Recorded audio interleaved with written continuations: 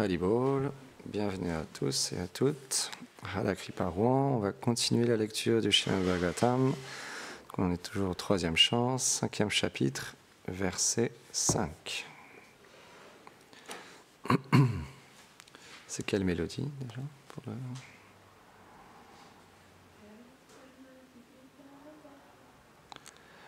Karoti karmani kritavataro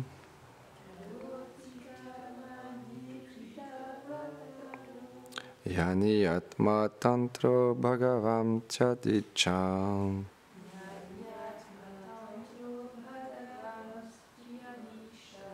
Yata sansarjagra idam niriham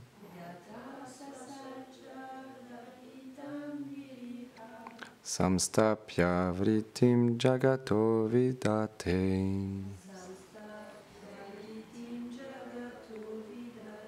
Traduction.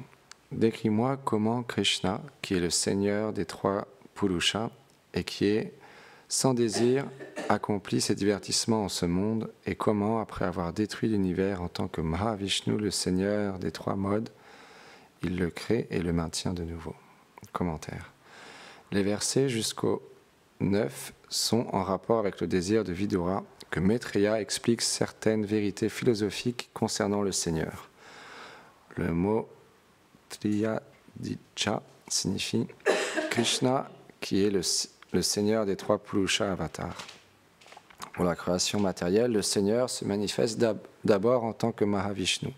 De son corps transcendantal gigantesque, de nombreux univers émanent des pores de sa peau à chacune de ses expirations. Puis il se manifeste en tant qu'un deuxième Purusha avatar qui porte le nom de Garbhodakara Shayi Vishnu.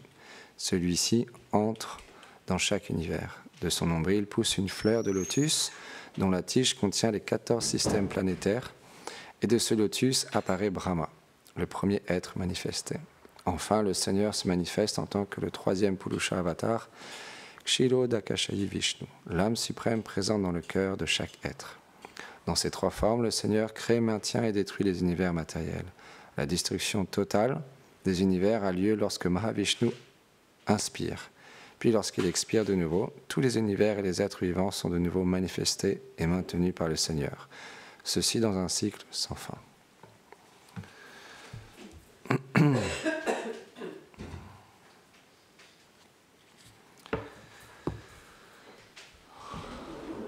Om Namo.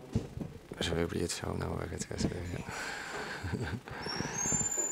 Om Aganatsimilandasya Ganam Janam Sharakaya Shakshu Militam Yena Tasmai Shigurave Namaham Namaham Vishnu Padaya Krishna Prestaya Bhutare Shrimati Bhaktivedanta Swaminiti Namine Namaste Sarasvati Deve Gauravani Pracharine Nirvishesha Shunyavadi Pashyatya Deshatarine Jai Shri Krishna Chaitanya Prabhu Nityananda Shri Advaita Gadadhar Shivasadi Gaura Bhakta Vrinda Hare Krishna Krishna Krishna Hare Hare Hare Rama Rama Rama Hare Hare Vrindahe Tulasi Devya Priyaye Keshava Sacha Krishna Bhakti Pratidevi Satyavati Namo Namaha Vanchakarpatarubhyacha Kripa Sindhubhyahevacha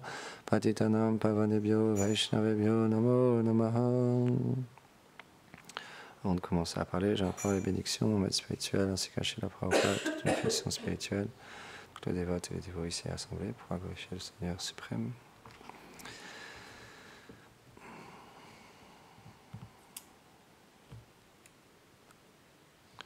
Donc Krishna vient dans ce monde et il accomplit différents divertissements inconcevables et forcément ceux qui ont un amour pour Krishna, ceux qui ont de l'attachement pour Shri Krishna, ils veulent entendre ces divertissements. Comme on le voit ici, Vidura il désire que Maitreya explique certaines vérités philosophiques sur Krishna et ses apparitions. et ses émanations aussi. Parce que c'est le besoin d'un dévot du Seigneur de toujours rester connecté à Krishna. Et plus on est proche de lui, plus on désire rester proche de lui. Mais tant qu'on n'a pas encore pleinement fait l'expérience de qui est Krishna, quelle est sa beauté, son doux sourire, ses yeux pareils au lotus, c'est encore pour nous très lointain. Les choses de ce monde sont encore, pour le moment, en tout cas pour moi, plus accessibles, plus concrets. Mais graduellement, comme les acharyas nous expliquent, plus on pratique notre vie spirituelle avec sincérité, fixité et enthousiaste, alors graduellement, des petites gouttes de la splendeur, de la beauté de Krishna se révèlent dans notre cœur et nous attirent, et on devient de plus en plus attiré et on désire rester proche de Krishna. Et quand Krishna est venu dans ce monde, il jouait souvent dans les forêts de Vrindavan avec ses amis. Et parfois aussi, les gopis pouvaient les observer cachés derrière les branches, les arbres à Vrindavan. Et un jour, il y a un asura, un démon, quelqu'un qui a développé de l'envie et de l'aversion envers le Seigneur suprême. Et ce démon, il s'appelait Shankachuda. C'est un nom un peu complexe. Il avait reçu un joyau très précieux, le joyau Shyamantaka. J'ai dû noter parce que c'est des noms, on n'est pas habitué au sanskrit et des fois il y a des mots comme ça où on a plus de mal à retenir. Donc le bijou Shyamantaka, il avait été donné par Kuvela à ce démon Shankachuda. Gourdev, il partage souvent ce divertissement. Et donc, à un moment donné, ce démon, ce bijou le rendait tellement beau, il se sentait tellement puissant en portant ce bijou, qu'il s'est dit, au fond de lui-même, personne ne peut rien me faire, je suis le plus fort, le plus beau. Et quand il a vu Radharani, il s'est dit, je dois kidnapper cette jeune fille qui est très belle. Mais personne ne peut obtenir Radharani à part Krishna. Parce que Krishna et Radharani ne font qu'un. Et quand il a attrapé Radharani, Balaram a vu ça. Et il a dit à Krishna, il a dit, reste ici avec les pâtres, je m'en occupe. Parfois, Krishna, on peut voir dans les divertissements avec les démons, parce que quand Krishna il vient dans ce monde, il y a aussi des combats, des combats féroces avec d'autres démons, Bakasura, Gasura, Putana, Trinavarta. Mais là, quand Shankachuda, il a attrapé Radharani, Krishna, il n'a pas joué avec lui. Il a couru après lui. Quand il l'a rattrapé, le démon, il a laissé Radharani, il a commencé à s'enfuir. Krishna, il l'a rattrapé parce que c'est comme ça quand Radhanath Maharaj, qui partage ce divertissement, il expliquait c'est la même chose dans ce monde. Parfois, on veut accomplir certaines choses, bien qu'au fond de nous, on a conscience que ce ne soit pas les meilleures choses à faire, on pense pouvoir échapper à Krishna qui nous observe en fait. Krishna nous observe à chaque instant. Et parfois on peut se cacher ou mentir ou faire des choses et on pense que personne nous a vus. Mais Krishna qui est dans notre cœur, il est toujours présent, il nous observe. Donc lui, il est au courant de tout ce qu'on fait. Toutes nos pensées, tout ce qu'on fait, toutes les subterfuges pour éviter telle ou telle chose à faire ou pour faire certaines choses qui ne sont pas favorables, etc. Krishna, il voit tout. Chankachuda, il a cru qu'il allait pouvoir échapper à Krishna. Il a commencé à courir. Krishna, il l'a rattrapé et il l'a tranché en deux. C'était fini. Il a récupéré le bijou et l'a offert à Srimati Radharani. Et ensuite, Srimati Radharani, parce que elle adore le Deva du soleil, Surya,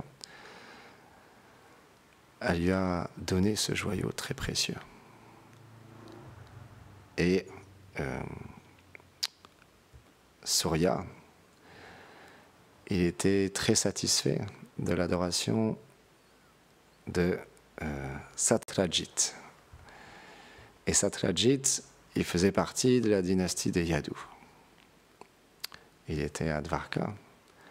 Et donc il a récupéré ce joyau très précieux. Shyamantaka. On va le répéter plusieurs fois pour s'en souvenir. Et quand il a récupéré ce joyau, il est devenu tellement attaché. Il le portait toujours. Et pareil, il était tellement beau, tellement effulgent. Et quotidiennement, ce joyau lui donnait 70 kilos d'or. C'est énorme. À cette époque-là, c'était vraiment de l'or d'une qualité qui n'existe plus. Donc une valeur incroyable. Et donc tous les jours, il récoltait 70 kilos d'or. Et il se pavanait comme ça avec ce joyau. Il était très, très fier. Et Krishna, qui était présent sur la terre à ce moment-là, il a vu que un membre de sa famille avait ce joyau et qu'il commençait à développer vraiment une sorte d'avidité pour l'argent, de l'envie, l'avarice, on dit. Et il l'a approché, il lui a dit « Je te conseille de donner ce bijou à Ugrasen, qui est le roi. Et en tant que roi, naturellement, il pourra utiliser ce bijou pour le bien de tous les citoyens. Pas juste pour lui, pour le bien de tous les citoyens. Alors que toi, tu utilises ce bijou juste pour toi. » Mais Satyajit, bien qu'il avait le Seigneur en face de lui et qu'il lui donnait un conseil juste, il n'a pas voulu entendre. Il n'a pas écouté Krishna. Et il a gardé son bijou. Ce bijou, c'était pas le sien. À la base, c'était pas le sien. Il est passé dans les mains de Srimati Radharani. Krishna il avait conscience de ça. C'était pas un bijou ordinaire. Et Satyajit est devenu tellement attaché à ce bijou. C'est comme dans ce monde. Parfois, on devient attaché à certaines choses d'une manière trop excessive. Et ça nous fait souffrir. Parce qu'on est tellement attaché, ça peut être n'importe quoi. Mais on devient tellement attaché que si on nous l'enlève, c'est comme si on perdait notre vie. On pense tout le temps à cette chose ou à cette personne et on devient trop attaché à un attachement trop excessif. Et naturellement, c'est pas quelque chose de très favorable dans notre vie spirituelle. Parce que le but, c'est de pouvoir engager les choses pour le plaisir du Seigneur suprême. Comme expliquait Gorananda, c'est pas qu'on ne vit plus, c'est pas qu'on va dans une grotte, qu'on n'agit plus dans ce monde, mais c'est qu'on engage les choses. Spécialement, le maître spirituel, il est expert à engager les tendances des êtres. Et donc, oui, on est attaché à certaines choses, et donc il y a encore du travail à faire sur chacun a des attachements différents. Qu'est-ce que fait le maître spirituel? Il engage ses attachements, ses tendances pour les purifier. En les engageant pour le Seigneur suprême, graduellement on les purifie et graduellement on s'en détache de manière à ce qu'on ne considère plus ces attachements comme nous appartenir, mais on les engage pour le plaisir du Seigneur suprême. Et c'est ça le principe du service de dévotion.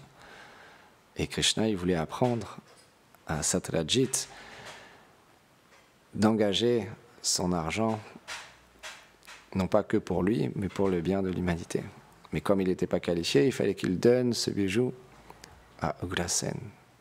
Parce que parfois, Krishna, il laisse une personne dans la richesse, parce qu'une personne est qualifiée comme Yudhishthir.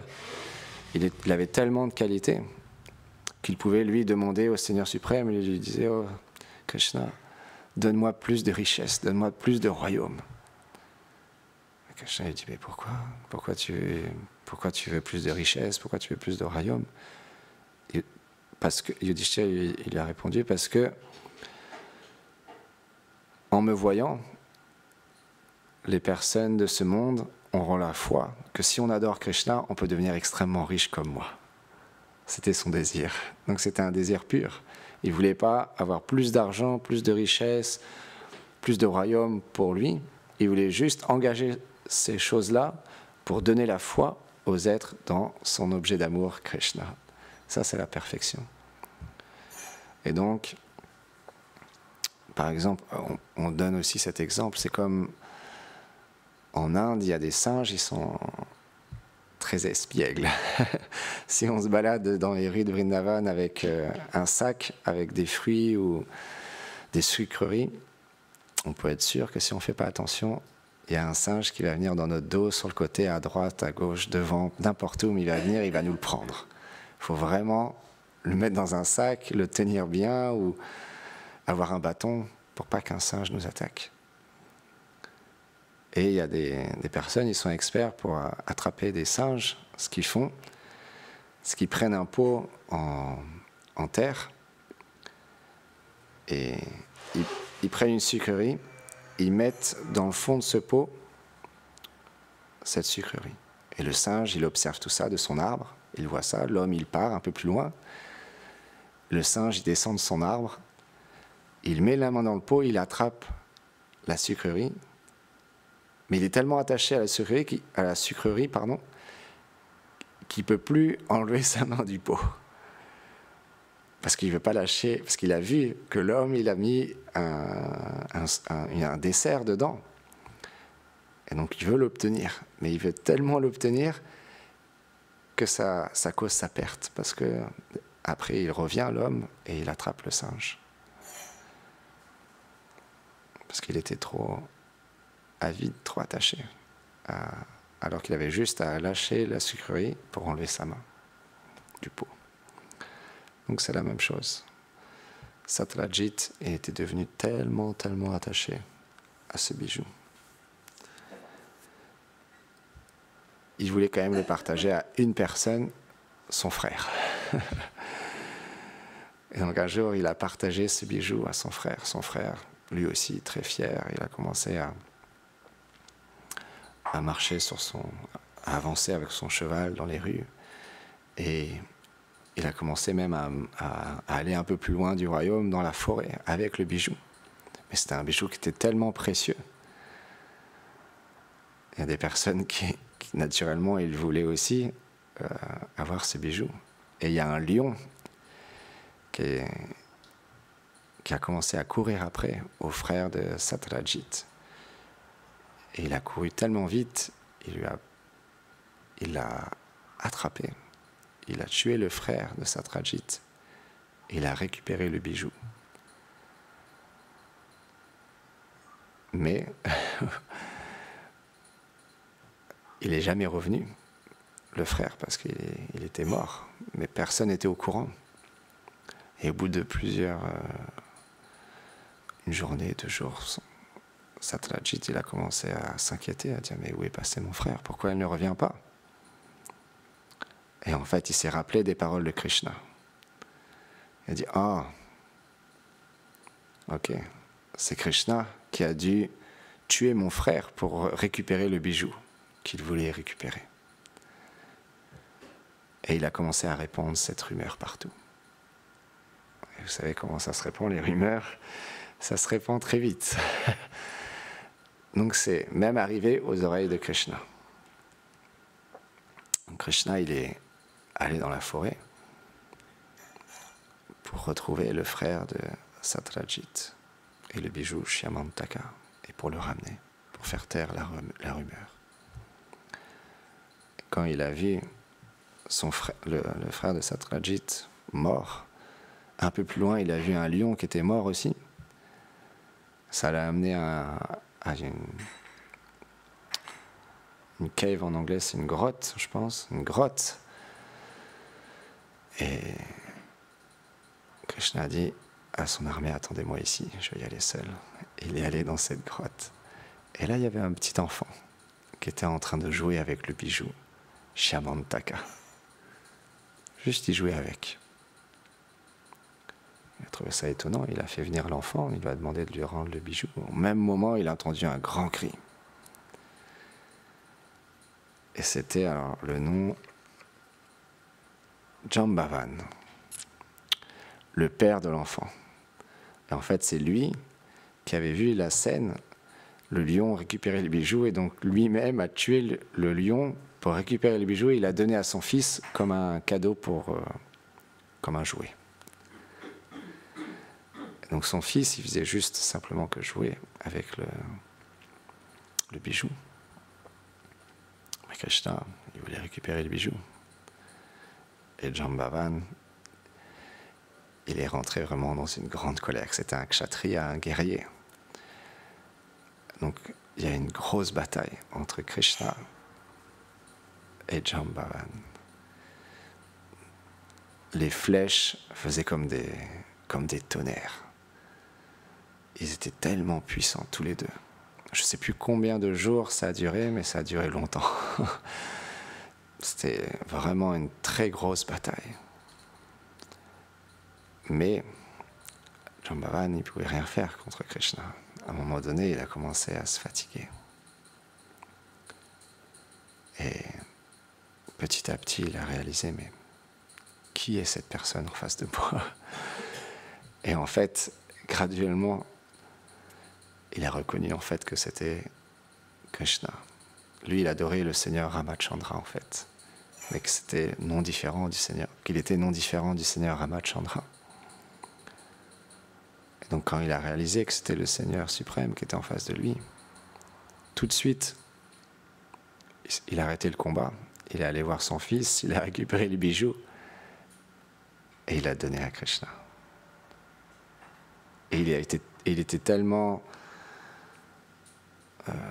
pris d'amour du coup maintenant pour Krishna qu'il a même donné sa fille aussi en mariage à Krishna. Donc c'est ça la différence entre Satyajit et Jambavan. C'est bien que Krishna il a conseillé Satyajit de redonner ce bijou à Ugrasen, il n'a pas voulu entendre.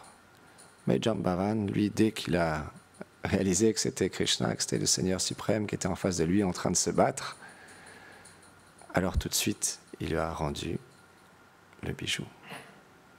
Donc c'est la même chose dans notre vie spirituelle, on doit s'efforcer d'écouter les paroles de Krishna, les enseignements de Krishna, les conseils de Krishna, parce que Krishna c'est notre meilleur ami. Il nous connaît mieux que nous-mêmes, parce qu'il nous accompagne depuis des millions de vies. Il a toujours été là présent, il sera toujours présent pour nous. On peut lui tourner le dos et dire « Ok, j'attends que tu reviennes vers moi. » Il nous laisse libres. Mais c'est notre meilleur ami, donc ses conseils sont très précieux. Quand on lit la Bhagavad Gita, c'est les paroles directes de Krishna. Donc il nous a expliqué, il a donné les instructions à Arjuna. Combat pour moi, agis pour moi. Dans la vie d'un dévot, on peut voir les Vaishnavas qui sont qualifiés dans la vie spirituelle, tous leurs agissements sont en lien avec le Seigneur suprême. c'est des exemples qui sont parfaits. Par exemple, Maharaj Parikshit, quand il a entendu d'élèves par les Lotus, Shukadev Goswami, le Srimad Bhagavatam, il était une âme réalisée. Il n'avait pas besoin d'entendre toutes ces descriptions, mais il l'a fait pour le bien de l'humanité, parce qu'il y a un roi parfait. Il savait que l'enseignement qu'il allait lui recevoir allait bénéficier le monde entier. Donc c'est le principe des Vaishnavas, c'est qu'ils sont tellement compassionnés, tellement désireux de nous voir, nous aussi, quitter nos attachements, notre envie, notre jalousie, comme Satrajit et comme Jambavan, redonner nos possessions, ou ce qu'on pense être nos possessions, au Seigneur suprême, à Krishna. Parce que quand on a conscience que rien ne nous appartient, alors on est libre. Parce qu'on se libère de tout attachement à ce monde. On se libère de toutes les anxiétés dans ce monde. Et de toutes les anxiétés même mentales qui peuvent apparaître dans notre mental, dans notre cœur, et qui peuvent nous faire souffrir. Mais pour ça, on doit redonner ce qui appartient déjà au Seigneur à lui. On doit engager toute chose. Et ce qui est intéressant, c'est qu'on, dans une première approche, on pense qu'on va perdre quelque chose.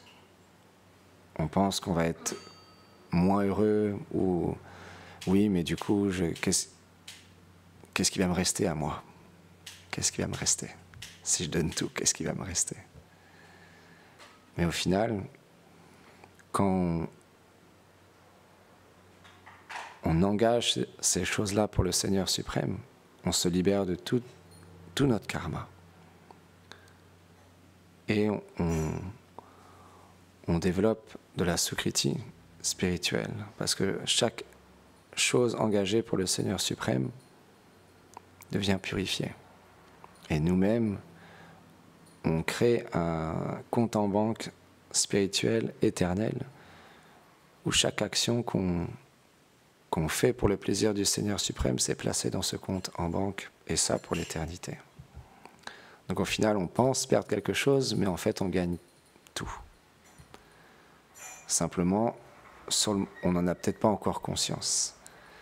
Mais le jour où viendra le moment où on va devoir quitter ce corps, si on est très fortuné et qu'on ne s'arrête pas de pratiquer spirituellement, que toute notre vie, on a une pratique spirituelle quotidienne et qu'on cultive la bhakti, la dévotion envers le Seigneur suprême. Au moment de la mort, on peut aussi avoir une grâce spéciale, une réalisation, comme on a partagé récemment des histoires de grands des Vaishnavas qui nous ont montré un très bel exemple où, au moment de quitter leur corps, ils vivaient des expériences très profondes, des expériences spirituelles très profondes qui nous donnent l'espoir que nous aussi, un jour, on peut avoir cette expérience.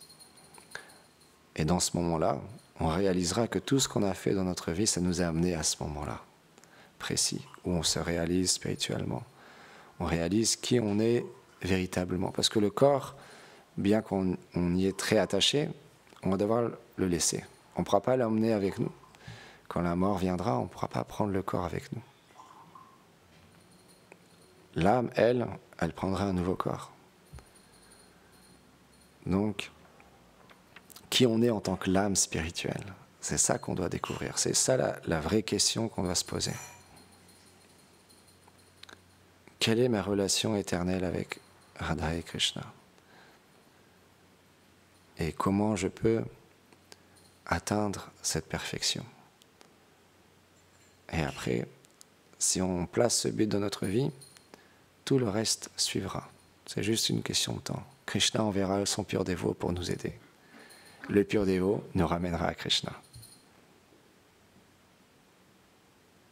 Et si notre désir est de plus en plus sincère, un jour, par la grâce du Père Dévot, on réalisera pleinement cette chose-là.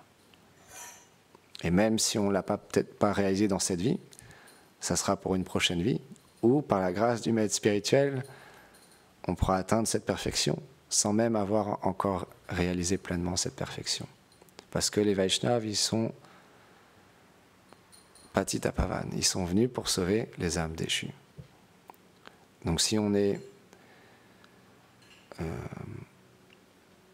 désireux de réaliser qui nous sommes et qu'on se considère vraiment comme inqualifié, mais en même temps on désire obtenir cette chose et qu'on offre un service au maître spirituel, au Vaishnava, à notre filiation spirituelle, on peut être sûr d'une chose, Srila Prabhupada nous a promis qu'il nous ramènerait. Et Prabhupada n'est pas une personne ordinaire, il est vraiment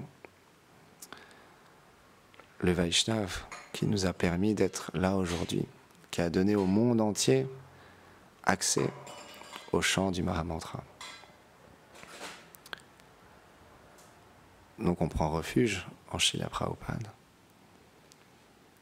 Et par ce refuge-là, on a foi qu'il nous ramènera auprès de lui. Donc c'est pourquoi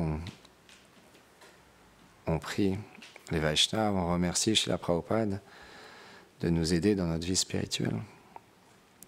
Et pour finir, on a le choix, comme Satrajit, de garder ses possessions pour nous et de devenir encore plus attaché à elles parce qu'on pense qu'elles nous appartiennent.